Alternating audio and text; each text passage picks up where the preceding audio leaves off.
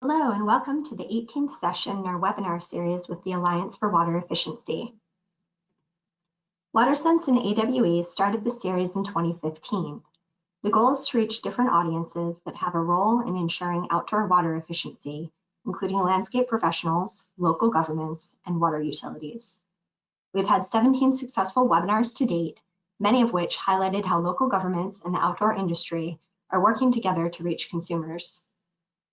All of our webinars have been recorded and are available for on-demand viewing for those who are not able to join us during the live session. Let's cover a few housekeeping topics before we get started. All attendees were muted when they entered the webinar to minimize background noise. To ask questions, you can type those in the chat box at the lower right-hand corner of your screen, and we'll answer those questions at the end of the webinar. A recording of this presentation will be available on the WaterSense website and AWE's YouTube channel following the presentation. We'd now like to hear from you with a few polls. So who do we have on the call today? Local or state government, irrigation professional, water utility, university or university extension service, or other?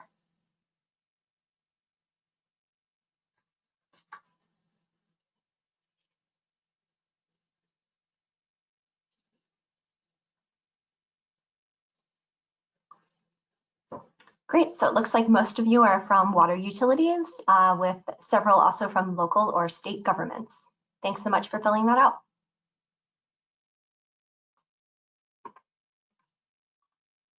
Today's webinar topic is navigating the socially distant landscape. Our speakers will talk about how their organizations kept irrigation professionals informed, pivoted operations, and ensured their workforce had the information and advocacy needed to get back to work and stay safe during these uncertain times. Today, we have two featured speakers, Sandra Jardy with CLCA and Monica Garcia with the Regional Water Authority. Sandra is the Executive Director of the California Landscape Contractors Association. CLCA is nationally recognized and award-winning Certified Water Management Program is an EPA WaterSense partner program that helps the green industry reduce the amount of water used in landscaping. Launched in 2007, it is the only performance-based certification program dedicated to saving California's most precious resource, water. Green industry professionals earn certification by passing a written exam and a year-long performance test that compares actual use to an ideal site-specific water budget. Participants say the program provides added value to their clients and promotes sustainability and water efficiency. Site owners appreciate seeing the reduction in water usage while enjoying the benefits that come with beautiful landscapes. In 2017, CLCA's Water Management Certification Program received the prestigious Power of A Silver Award from the American Society of Association Executives, the association industry's highest honor, recognizing a select number of organizations for innovative and effective programs that have a positive impact in our communities. Our second speaker is Monica Garcia. Monica joined the Regional Water Authority in 2006. Her primary focus is supporting RWA's Regional Water Efficiency Program, which coordinates public outreach and school education efforts for 19 water suppliers in the Sacramento region. Her favorite task at RWA has been working with landscape contractors, which began in 2009 when the program introduced the Green Gardener Training Program to the Sacramento region. In 2018, she continued to advance landscape education in the region with the introduction of the Qualified Water Efficient Landscaper Training in the Sacramento region. Today, RWA hosts 2 Quail trainings per year and is planning on hosting a Spanish class in 2021. Julius Duncan from WaterSense and Marianne Dickinson from the Alliance for Water Efficiency will also be presenting information today. And with that, I will turn the presentation over to Julius.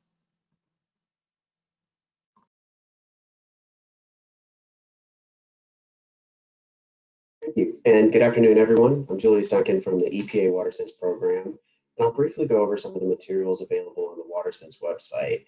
The website has resources available for irrigation professionals, utilities, professional certifying organizations, and homeowners. The tools are great to use while studying at home or for socially distant ways to reach out to your customers. For those who work with commercial and institutional facilities, We have a comprehensive guide of best management practices for those types of facilities that includes a chapter on outdoor water use and management of irrigation. We also have a WaterSmart Landscapes guide that explains how WaterSmart landscape designs incorporate water-saving elements and region-specific plants to help conserve water use outdoors. Next slide.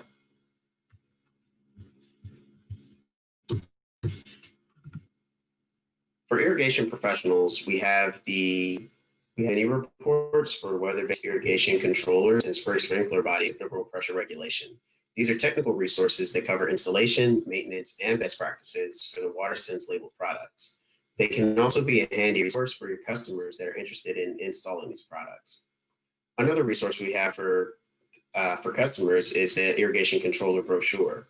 It describes the different types of clock timers and irrigation controllers that consumers can select the best option for their landscape. It's also a reminder that the schedule and clock timer should be updated regularly to match the irrigation needs for each season. Next slide. WaterSense has 2 guides promoting micro irrigation, or drip irrigation as some call it. They're a comprehensive guide for professionals and homeowners discussing the benefits of micro irrigation, but also tips for efficient design, installation, maintenance, and scheduling. We also have a checklist homeowners can use while walking through their landscape. It's a good idea to walk through the landscape between visits from an irrigation professional to find leaks and any other water losses that could end up costing more money if they go unnoticed. Next slide. Our case studies cover various topics in outdoor water efficiency. These are a good resource for professional certifying organizations or irrigation professionals looking to learn about other water efficient efforts being instituted around the country. Our case studies focus on innovative approaches to water efficiency, best practices for WaterSense products, and highlight irrigation professionals certified by a WaterSense labeled program. Some of our case studies have also been featured as some of our webinars in the past. You can read about these case studies and more on the WaterSense website. And all of our slides do have links to each of these documents. Next, I'll pass it over to Marianne with AWE. Thank you, Julius and Amanda. I appreciate the opportunity to talk a little bit about what we're doing at the Alliance for Water Efficiency. At the last webinar, you did hear that we had launched a Learning Landscapes program, which includes lesson curriculum, lesson plans. And these had been prepared by award-winning educators, Dr. Ken Mervis and Greg Beach, who's a teacher at Atlantic Public Schools. There are 3 lessons in the Learning Landscapes curriculum, and they're aligned with next generation science standards for grades 3 to 8. So we are getting a lot of traction. We've already had 276 downloads of those lessons since we released them just recently. And we did get some additional funding to add another lesson in 2021. So there'll be a 4th lesson, probably focusing on soil health. That's one of the candidates for the curriculum lesson, but we'll see how it evolved going forward. So if you're interested in a copy of the lesson plans, which are available to everyone free of charge, there's a link where you can request your own downloaded copy. Next slide. So Impaired with the Learning Landscapes curriculum was a special grant program where we were offering $5,000 grants to up to 8 gardens that would utilize the Learning Landscapes lessons.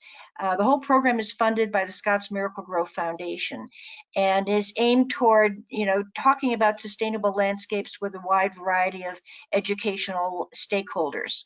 We're interested in having these used in school gardens, all types of educational landscapes that might be on government property, botanical gardens, and other community spots that are appropriate in the community.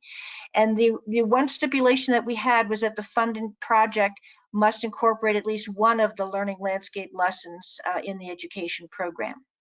So next slide. So we did select 8 winners, and you'll see here the list of the 2020 grant awardees. They range all over the country. They're not just in the arid West. So we're very pleased. We got great applications. It was very hard to choose. We had a team of peer reviewers who helped us select these winners. And I guess the good news, which is in the next slide, that I have to share with you all is that if you didn't make the cut in this particular round, there's another opportunity. We'll be giving 5 more grants of $5,000 each. Check with us early 2021. There'll be news about applying for these grants, and it'll have the same requirement that we had for the first round of grants. The projects must showcase efficient water management, must have examples of climate appropriate landscaping, use of alternate water sources, and intentionally being flexible to allow for whatever might be appropriate for the region, and to be as creative as possible in how the lessons to the students would be applied. All of the grant awardees are connected to school classes who will come and visit the site, and that will be certainly the requirement of the next round of funding as well. So that's the good news that we've got. Scott's has agreed to fund another round, and look for more information on that going forward. So I think that's my last slide.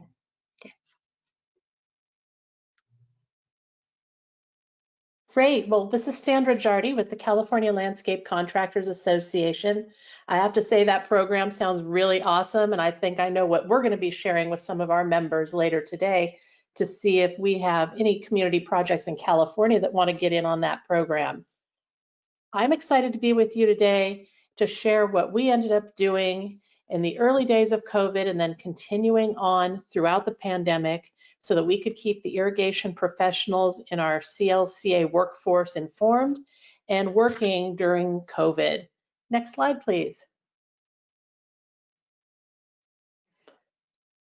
In order to understand what we did, we need to kind of go back in time a little bit. And in this instance, we're going to go back to mid-March, just before St. Patrick's Day. And where everything started in California was when 6 Bay Area counties, very populated zone in California, got together and issued a joint health officer order that effectively shut down lots of operations in these populated Bay Area counties. What the term that they used for them at the time was shelter-in-place orders. Next slide, please. This got really complicated. Those 6 Bay Area counties, which you have before you, were the first ones to issue orders. Now, of course, like we see sometimes in government, when you see one region do something, the other regions then start following course. And we had the possibility with another 52 counties on top of these 6, we started seeing other counties enacting their own shelter-in-place orders. And this got to be very confusing for irrigation professionals in California, because not only did counties start issuing orders, and they were not in alignment. The 6 Bay Area counties shelter-in-place coordination was an anomaly in our state.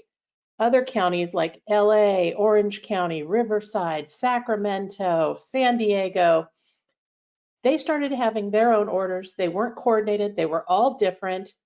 But then we started to see actual cities within the counties jump in, and they started issuing their own orders. And as one would expect, they didn't match with the county orders. They were all over the place. Confusion was reigning supreme. And it became very, very clear that the irrigation professional workforce, the landscape professionals, needed guidance, and they needed it now. Next slide, please. Then we have our governor acts, because he sees what's happening. And Governor Newsom was incredibly proactive. Some of you that were paying attention may remember that he was really one of the nation's first governors that came out very strongly. He was so focused, he was doing daily, sometimes even during the weekends, Newsom at noon live press conferences. The governor's administration initially acts and they think, okay, we're going to help you guys out. We're going to issue our own statewide order, and then everybody's going to be on the same page. Next slide, please. But that's not what happened, unfortunately, because the first thing that our state government issued was a very complicated federal document tied to an executive order, and it wasn't really clear which activities, if any, in the landscape and construction trades and irrigation professionals are going to be considered essential. And everybody had the same question for us, which is, Can we go to work? Can we send our crews out? Can we operate? Next slide. And our answer, unfortunately, was, well, it depends on who you ask, because we had a very particular piece come into play, which was, we called it the doctrine of the strict. Whatever was the strictest ordinance where you were operating is the one you were going to have to follow. So now our poor members in irrigation professionals and landscape pros, they're trying to sort this out. It was getting to the point where we were having to advise them independently to take their customer list, see what counties they were doing operations in, and see which counties, cities within those counties, they had jobs that were ongoing, and then try to help look up and see what the different restrictions were. Of course, California being what we are, when you have 58 counties statewide, some of them are big, some of them are small, and there's a likelihood that if you're a company and you're doing professional irrigation work, you may actually be operating in 2 and 3 counties and various cities within the counties. So it got really, really confusing. Next slide, please. In the early days, when everything was still being sorted out, only the barest of activities were allowed that they considered, quote, real true threats to public health and safety. So if you had somebody call and say, you know, we're really wanting to get you guys out onto this job site, we want to replace some of our irrigation parts, you know, we want to look at these rotors, we want to do some replace and do some drip, you could not come out and do that during this time. It was, you could only do the most serious of the serious, like malfunctioning backflows. That is definitely a health threat, and that should be handled. Busted irrigation main lines, a retaining wall losing its structure and being compromised. We were still in the middle of storms and trees and large limbs coming down in pathways. Well, definitely those all qualified. But we had a separate issue that was coming into play. Next slide. We started doing a lot of outreach to different county and city governments when they were issuing these orders, and found quickly that what they were determining was essential for health and safety was going through a very narrow lens. And on top of that, many of these counties were not messing around when they said in their orders that violators would be cited with a misdemeanor.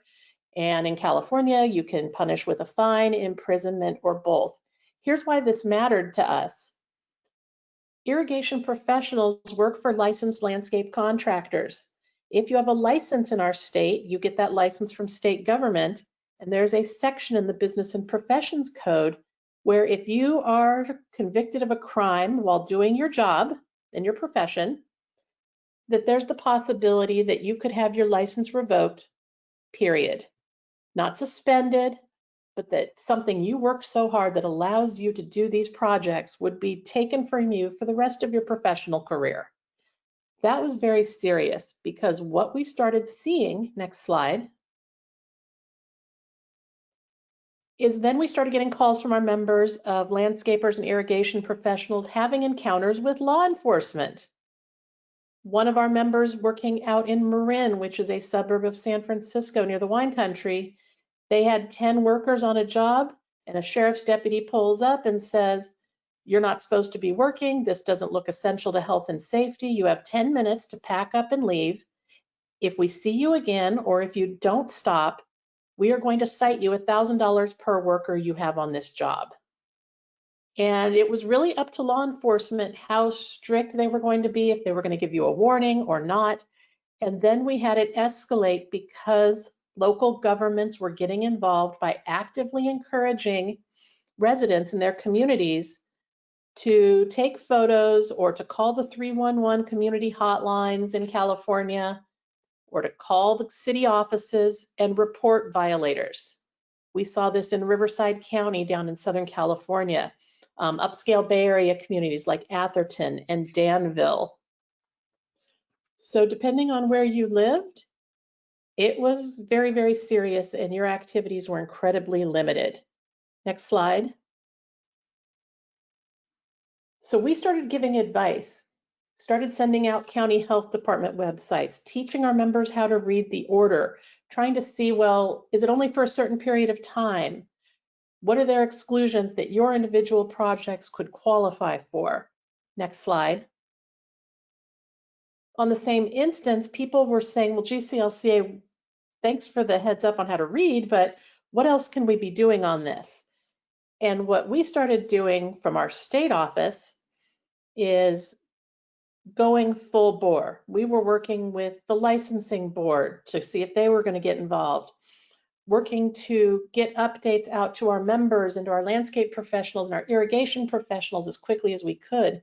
We were full-time lobbying different state government officials, engaging with legal counsel. And one of the most important things that we were doing is we're part of a created national broad-based coalition of irrigation and landscape and nursery garden center associations. Because the realization was California was the beginning of the wave, but we weren't going to be the end of it by any means. Next slide.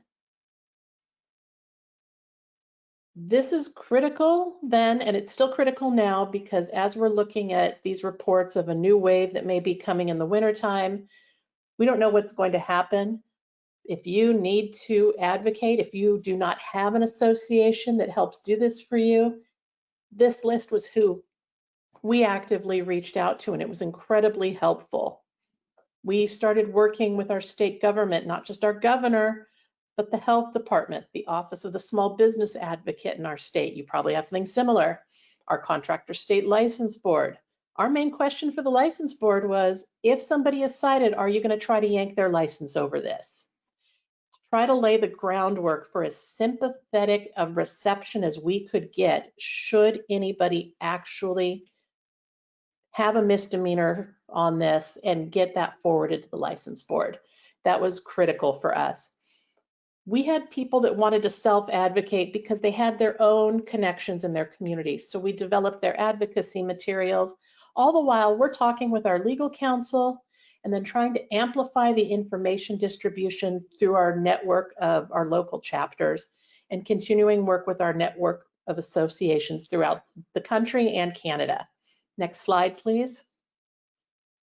In fact, that organization, NLAE, the National Landscape Association Executives Group, we created on our website a page so that people could have as much of a one-stop shop as possible.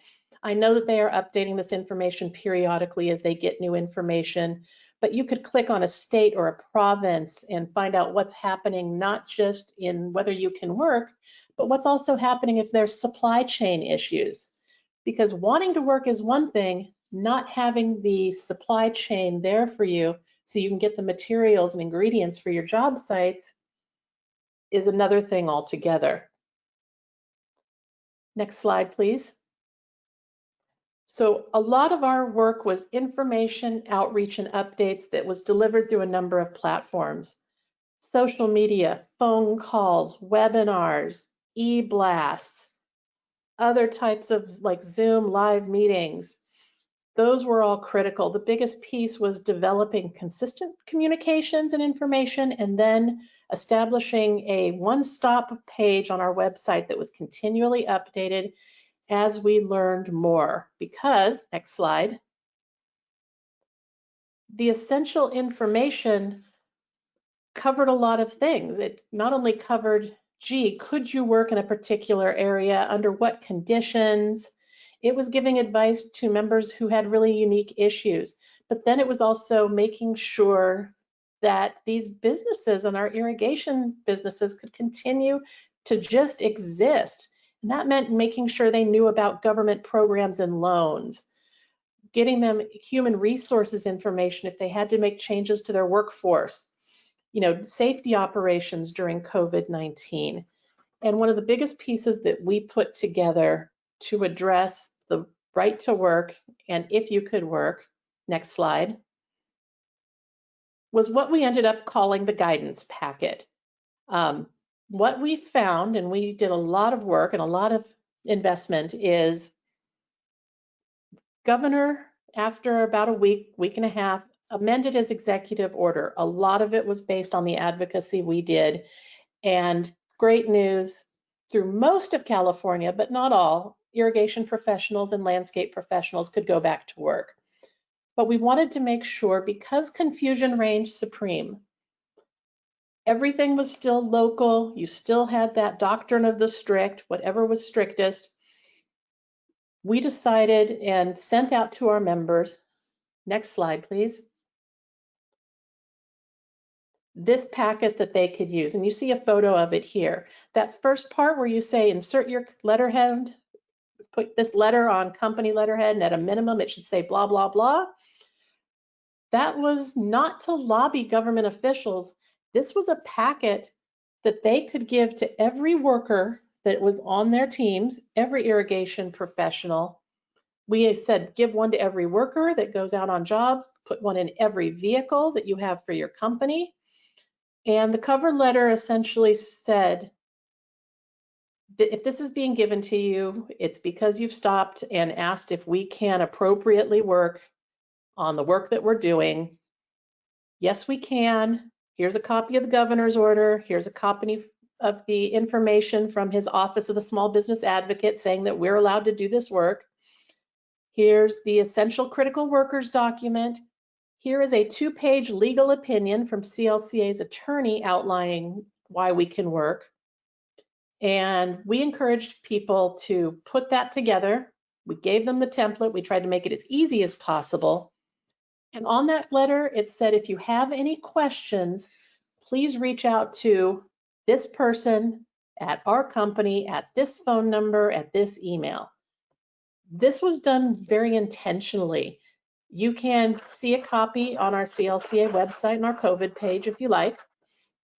We did this because we didn't want the rank and file workforce having to be in the position to have these discussions with law enforcement or other individuals. They could hand them the packet and then just say, you know, please call my boss, please call my boss. Their name and phone numbers right there. We started getting answers from our members that this was critical. And then some of them took it above and beyond. They started giving it to their clients, whether it was an individual client, a business client, commercial client, HOA managers, so that the clients understood that, yes, we are essential. The work you're doing as irrigation professionals and landscape professionals is essential. In fact, I know Landscapes USA down in San Diego was one of the first that made copies and made sure they got them to every client. And this was important because we also found that larger entities where people were doing irrigation work like HOAs weren't doing a good job of letting their residents know that this work was now allowed and can be happening.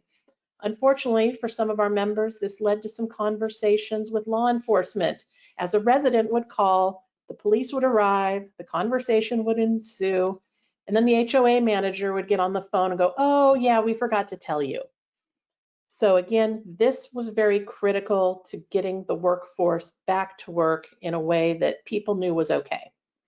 Next slide. The other piece though for us was pivoting our education. We had 16 in-person water education workshops that were to be happening in the spring and early summer in partnership with the Metropolitan Water District of Southern California. Every single one of those needed to be shifted and moved to be a virtual delivery model. And I have to give a mad shout out to the Metropolitan Water District. They were fantastic partners, great co-collaborators. And we ended up creating what you see here, MUSE, the MWELO Essential Elements Workshop Series. For those of you that don't know, MWELO is the Model Water Efficient Landscape Ordinance that governs landscape water usage in California. Next slide. Our first were the 3 all-day events in spring that went to 6 online webinars. And that URL that you have there, you can type that in and see what we were doing. And you can access all of those for free and watch those and learn along with us. New slide. And this is really what we were talking about, the watershed approach, appropriate climate selection for plants, and firescaping fundamentals. I'm sure you've all known in the news, California is continually having a big problem with wildfires. Firescaping is essential. But we talked about mulch, being a good steward of the environment with integrated pest management, efficient irrigation design, creating water budgets and using all of that. That was one of our big shifts, that even though we had a workforce that could go back to work, we knew that the education still needed to be delivered. Next slide. And then finally, the newest one is we were all set to launch this spring our new program, which was a dual efficient landscape certification program. You're going to hear later about Quail. We have our own water management program. Next slide. Used to be you would have to go to a Quail class and pass their test to get a Quail certification, then go to ours. These then are now pivoted. We are launching them at the end of this year. Information's on our website. Now you can go through one class series, pass a test, and you can earn both certifications at the same time. Some of the topics you see before you right now. Next slide. But the final piece was giving additional guidance in terms of safety. We created worksheets and information posters like you see here. Next slide. We continued with webinars, informing folks about the CARES Act, PPP loans, talking with them about the economic realities to hopefully keep them working. Next slide. And then during April, which was the month that a lot of folks weren't able to work, we again worked with our national coalition and started presenting webinars about growing forward and moving forward, whether it was learning from nationally recognized landscaping and irrigation coaches as to what they should be doing with their business. Next slide. Keeping folks motivated because we knew that mental health was an issue. You know I should be doing these things, but, and then finally, next slide.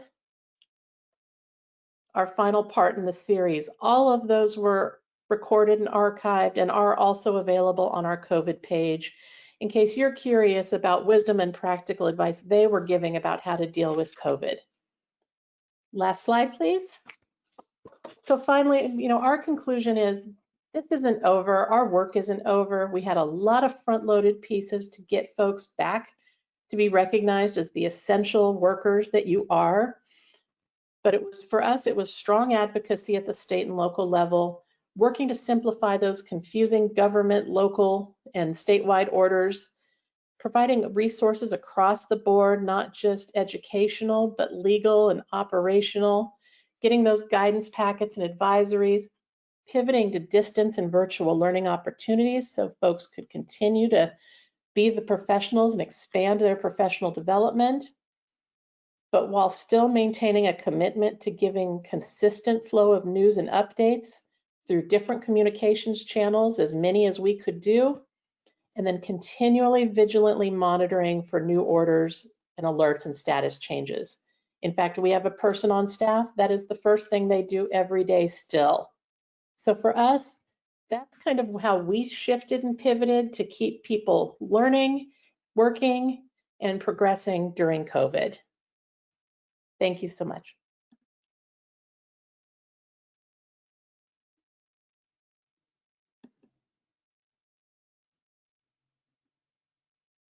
Thank you, Sandra. That sounded great. I'm excited about the dual certification. We are too. This is Monica, and I'm with Regional Water Authority, and I'm going to go over the Qualified Water Efficient Landscaper Training, which we also call Quail. And I'm going to give you a quick overview and then some of the adaptations that Regional Water Authority made this year due to COVID. Next slide, please. This is an EPA WaterSense labeled professional certification program for irrigation system audits. It was created through the Sonoma Marin Saving Water Partnership, which represents 12 water utilities in Sonoma and Marin counties in Northern California. And they have joined together to provide a regional solution for water efficiency. The partnership has received quite a few professional certifying Partner of the Year awards from EPA, in addition to the Sustained Excellence Award for the program.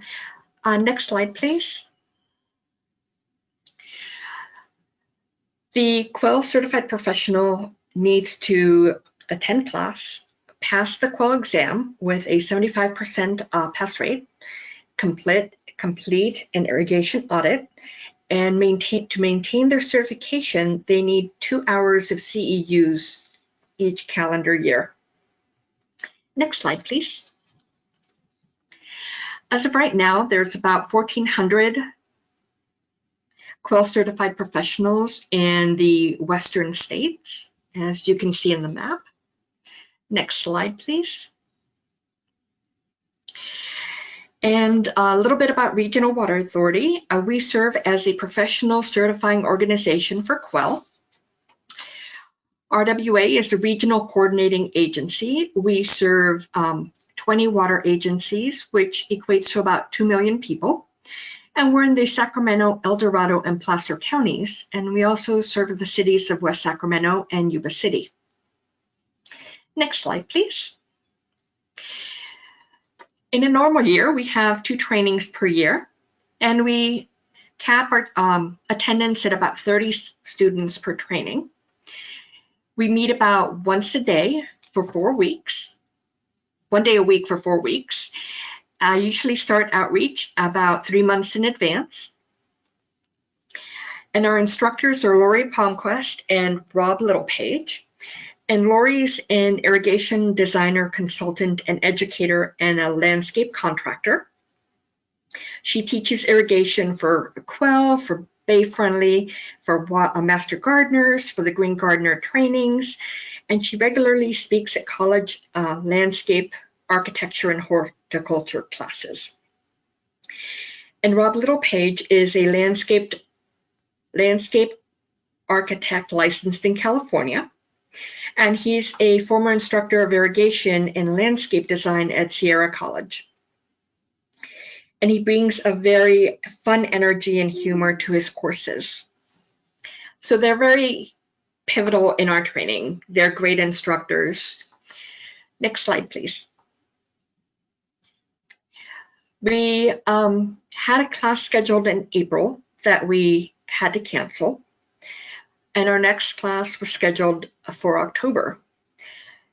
And we were waiting for changes in guidance, and when we discovered there were none and it was unlikely that we were going to meet in person, we had to adapt. We switched our 1 day a week to 2 days a week for 3.5 hours instead of 8. And we covered 2 sections in class. And we had to find a platform that everybody was comfortable with. At RWA, we use GoToMeetings. I know other people use Webinar. And after consulting with my instructors, who I wanted to make sure they were very comfortable with the platform we used, we decided to go with Zoom meetings because it allowed us to have breakout rooms, which meant that we could split the class into 2 separate rooms. And that allowed the students to have more one-on-one or in smaller groups to be able to ask questions. And after each section, we went into breakout rooms and they were given review questions and they were able to ask for clarification if they were too intimidated to ask for the entire group. We used the audit resources provided by the partnership, and this included a specific irrigation audit form, and we used a video that they created that was fabulous. And for the proctored exam, we contracted with Monitor EDU, and we just had our exam last week, and it went well. There were little hiccups like there usually are when you do something new, but overall, it went very well. And next slide, please.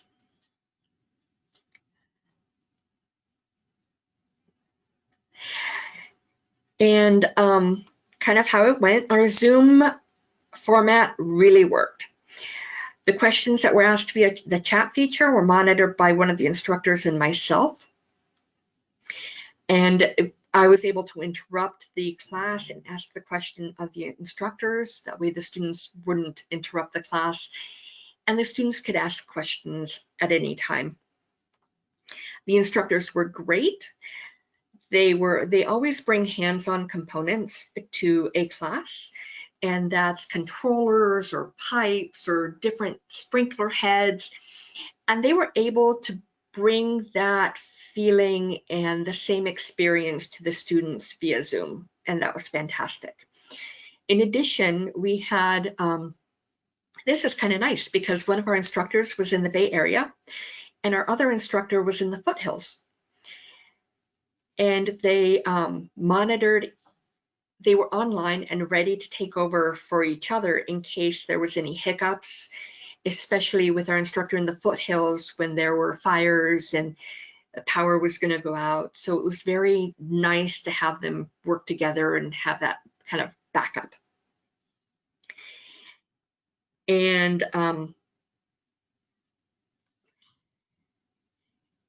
one of the things that I really struggled with was I really wanted to change it and make it more organic. But at the end of the day, I realized that the program is great as it is. I resisted the urges to make any changes, and I relied on the fact that it's a great training and the instructors are great, and we used what we had. After each meeting, I follow up with emails. I send them links for anything special that we've discussed in class. I also send them handouts for the next class so they can review and be prepared. And this was critical for the audit because it was a video audit. I send them the video ahead of time, and then we watched the video together as a class while our instructor stopped it at certain areas to point things out. And afterwards, the students could go back and review the video and go over the audit on their own. Some of the things that I would improve was I had a few cancellations due to the format and dates. A few companies had signed up their entire staff and they realized that it was 2 days as opposed to 1, so they had to cancel.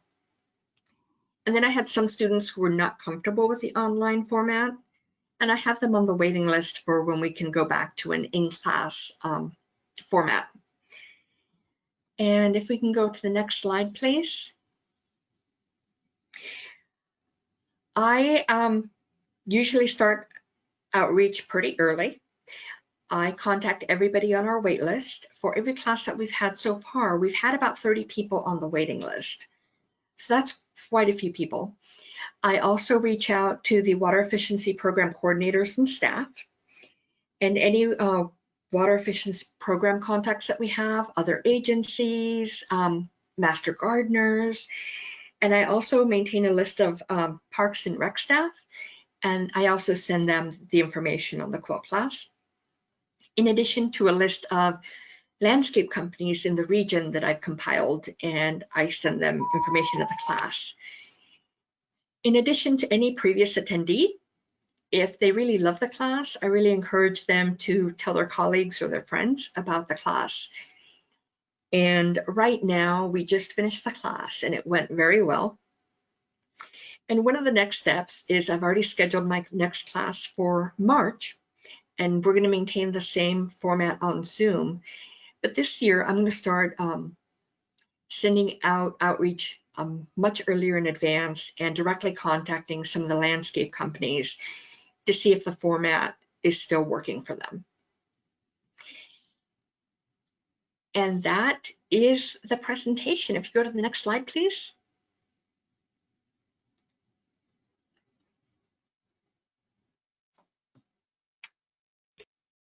Great. Thank you to both of our speakers today. It's good to hear how you navigated the rules and adapted to the changes in the early days, especially with moving to offering classes and exams online. After we take questions from today's speakers, we'll have a few more slides to close out the session and take a poll on topics for future webinars. As you're typing your questions into the chat box, we'd like this time to ask a few more quick poll questions. So if we could pull those up. So our first one here is, what type of landscapes do you work with? Residential only, commercial only, or both residential and commercial?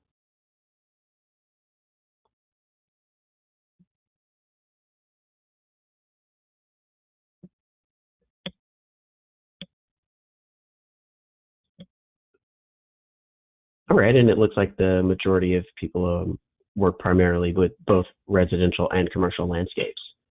And I think we have one other poll question to come up now.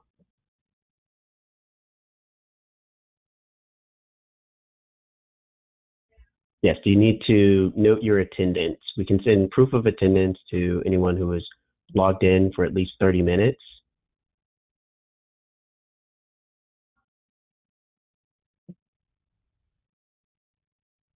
And right after this, we'll go ahead. We had quite a few questions already come in, so we'll start going through those.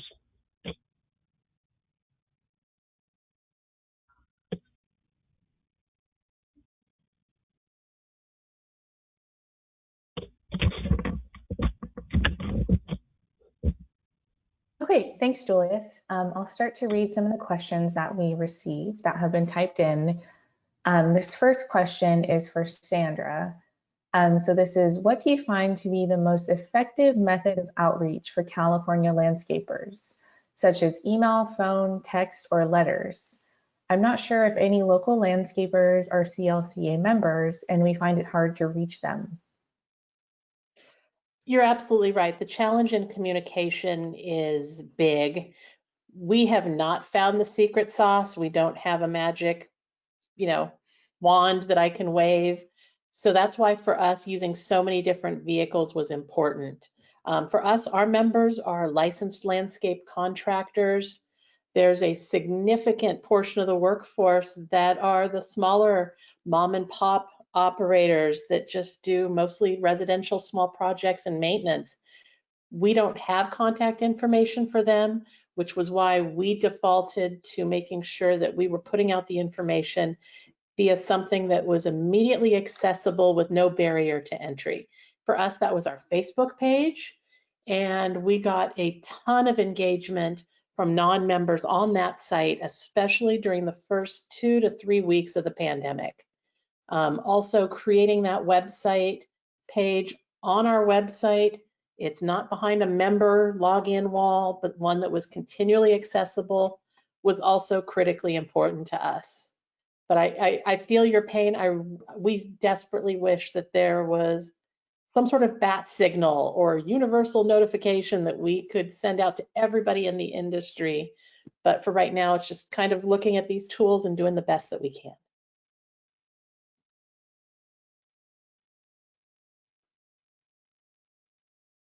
Okay, great. Thank you, Sandra. This next question, I think both of you could weigh in on. The question is, why ask the question, can we work, rather than should we work? How do we, as water conservation professionals, ensure we're only doing work that's absolutely necessary?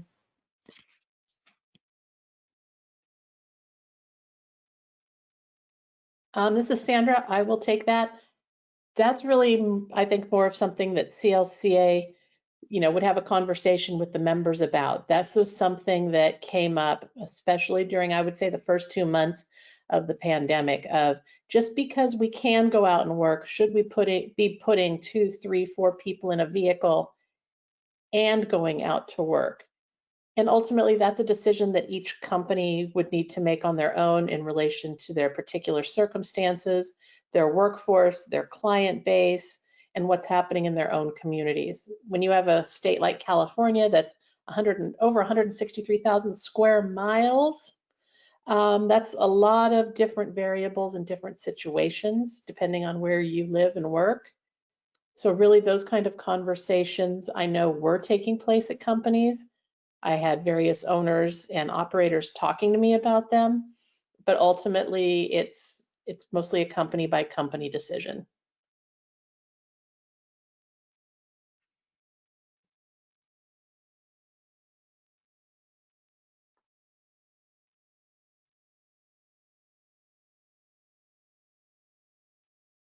Okay, thanks so much for answering that one.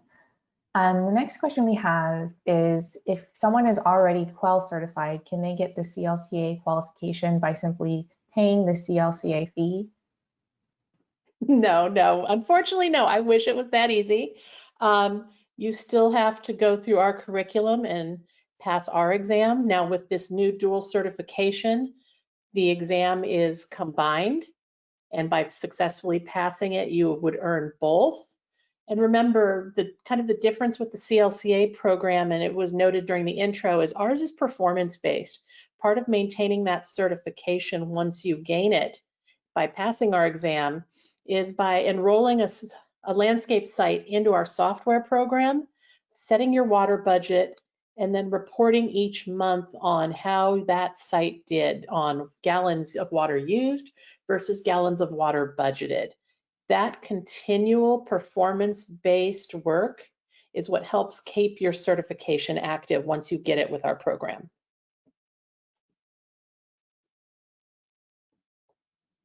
Great, thanks, Sandra. The next question is, will the Water Efficiency Landscape Dual Certification Program be available to those in Northern California? We hope we can find a partner that will allow us to offer it. If any of you who are participating think you have a line on somebody, please reach out to me through the CLCA website.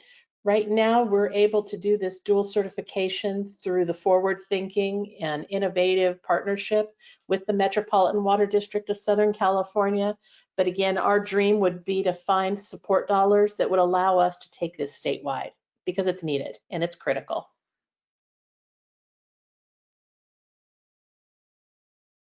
Great, thanks again, Sandra. This next one I think is for Monica. The question is, can you share any feedback on Quail, specifically from landscape pros working in residential settings? This is Monica. Can you elaborate a little bit on the question?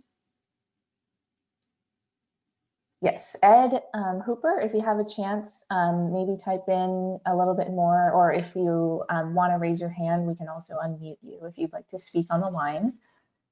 And then the next question we have while we're waiting to hear from Ed is, what's an update on the WaterSmart rebate program?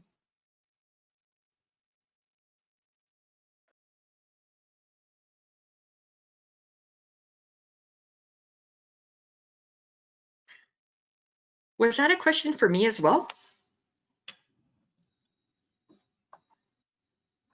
This one was not directed to a specific person, so I'm not sure, sorry.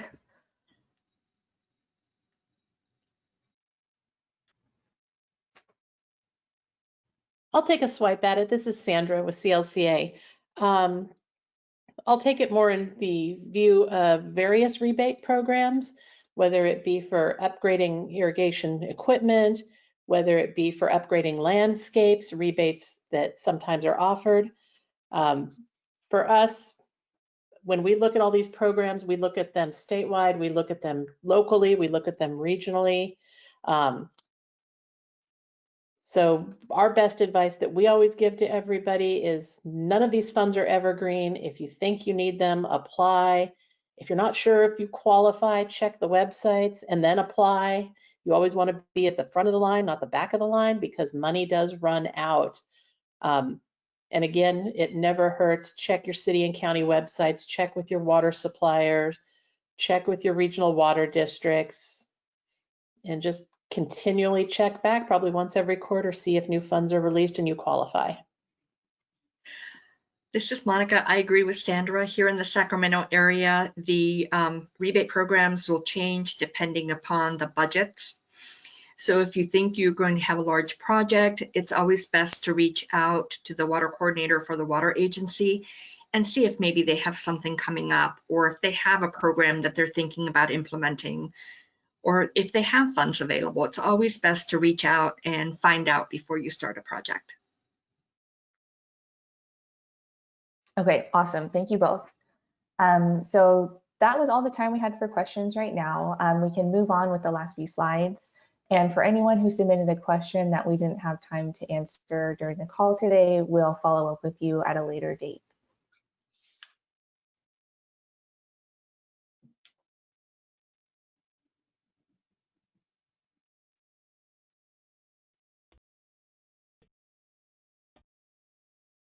And so just to close out with a few more slides, we just want to go over some of the value of becoming a WaterSense partner, as well as some of the other tools we have available that we may not have covered earlier. So some of you may already be WaterSense partners, and we might be new to a few others. Our program depends on our partners to carry the message of water efficiency to businesses and consumers. Many of the utility government organizations on the call today fall into our promotional partner category, but we have several other partner types, including manufacturers, retailers and distributors, builders, certification providers, and professional certifying organizations. Next slide.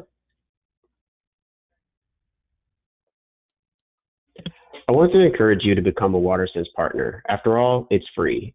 You'll gain access to tons of outreach materials to help communicate the importance of water efficiency and promote WaterSense labeled products. At WaterSense, we regularly provide new educational and promotional materials to our partners. The infographics and bill stuffers are great promotional tools to help encourage your customers to inspect their irrigation system for leaks and breaks. We've also developed brochures with the theme of Mulch Madness to encourage people to use water-saving landscape practices on the landscape. If you're an irrigation professional, consider one of the WaterSense certification programs. These programs offer certification in irrigation system design, installation and maintenance, and irrigation system auditing. Currently, over 2,800 professionals have been certified by WaterSense labeled programs across the country. These certified irrigation professionals are listed in our directory of certified professionals on the WaterSense website. And if you're a property manager looking to improve your landscape, you can use the Director of Certified Professionals to search for irrigation contractors in your area. And then last slide, yeah. And finally, we have one more poll question. Hopefully you're finding these webinars to be beneficial. We'd like your input on potential topics for future webinars.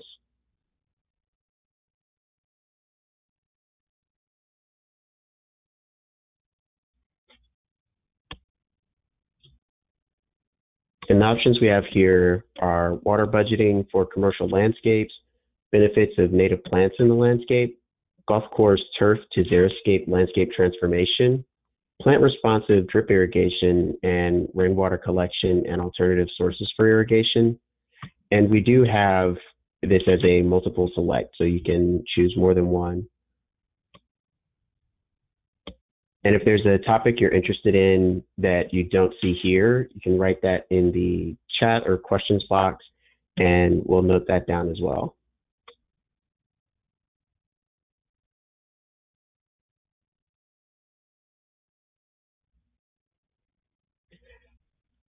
All right. Thanks again to our speakers, Sandra, Monica, and Marianne. We will follow up soon with invitation to all of the attendees today for our next webinar once we've worked on the topic.